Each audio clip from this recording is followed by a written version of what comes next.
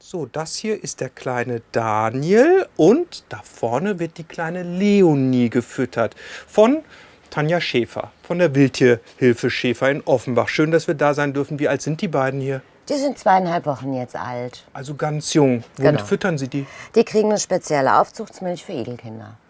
Aber keine Kuhmilch. Niemals Kuhmilch, Das ganz wär genau. tödlich. Tödlich, genau. Und wie häufig müssen die gefüttert werden? Die kriegen alle 3 Stunden Tag und Nacht. Das klingt aber nach einer Menge Arbeit dann. Bisschen, ja. Aber Sie machen es gerne, oder? Natürlich, dafür sind wir da.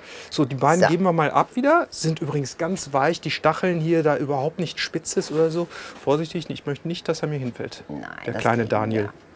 So, das sind nur 2 von wie vielen Igeln, die Sie hier insgesamt haben? Knapp 160 im Moment. 160. Hier sehen wir einen kleinen Teil der Käfiglandschaft. Gucken hier mal rein. Da hat sich einer eingeigelt, im wahrsten Sinne des Wortes. Von wo kommen die ganzen Igel? Die kommen aus dem ganzen Umkreis.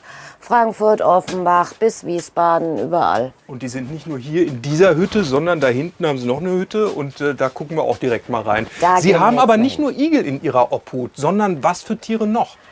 Enten, Gänse, Waschbären aktuell sind auch noch da. Aber ansonsten halt überwiegend im Moment die Igel. Hier sehen wir ganz kurz die Waschbären. Ja, Die sind richtig neugierig, oder? natürlich. Das ist so das Empfangskomitee bei uns. So, hier geht's rein in die zweite Hütte. Und was wir hier sehen, ist ein kleiner Teil ihres Futtervorrates, der an die Igel verfüttert Ja. wird. Was essen Igel denn gerne? Hochwertiges Katzenfutter, so viel Fleisch als geht, ohne Getreide. Aha. Wir haben hier ein Schälchen mal vorbereitet, das können wir direkt verfüttern. Ja, Da ist aber nicht nur Katzenfutter drin, sondern was noch? da ist jetzt noch Aufzuchtsmilch mit dabei, weil die Kleinen kriegen das tatsächlich gemischt. Die warten noch schon. So, Fütterung So. der Raubtiere. Genau. Na, kommt.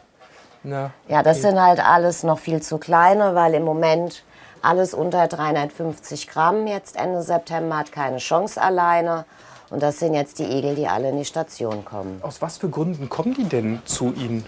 Also einmal, wie gesagt, eben zu klein. Oder auch hier, das ist jetzt so ein Kandidat, der kam unter einen Mähroboter. Der hat das Gesicht aufgeschnitten. Sieht man jetzt leider. Natürlich will er es nicht zeigen. Vielleicht zeigt er es noch gleich. Also der hat hier seitlich hat der einen Cut im Gesicht. Aber verhält schon super. Klasse. Sie vermitteln die Igel ja später, wenn die wieder fit sind. An wen? Wir suchen immer Leute mit Garten. Da muss dann ein Gehege reingestellt werden, 2 bis 3 Quadratmeter, ausbruchssicher. Erklären wir alles dann in Ruhe. Und die übernehmen dann Igel, überwintern die und dürfen dann nächstes Jahr in die Freiheit. Und so ein Igel im Garten ist immer gut, weil der macht die ganzen Schädlinge weg, gell? Ganz genau. Futtert die alle weg. Wenn ich einen hilflosen Igel finden sollte, was sollte ich machen, was sollte ich nicht machen, außer Kuhmilch füttern? Einfach den Igel nehmen, Handtuch mit dem Pulli einfach so über die Hand schieben, Karton, Wärmflasche drunter, Einweghandschuh, 38 Grad und bitte immer erst eine Station anrufen. Alles Weitere kann man dann am Telefon besprechen. Und Sie kann man auch unterstützen. Wie kann man das machen? Also wir haben auf der Homepage, wir haben eine Sachspendenliste, egal was. Einfach mal bei uns auf die Homepage gucken und da steht alles drin. Wildtierhilfe-schäfer.de. Frau Schäfer, vielen Dank, dass wir da sein durften. Und wir halten fest, das Wichtigste, wenn man einen hilflosen Igel sieht, bloß keine Kuhmilch füttern. Das ist nämlich tödlich.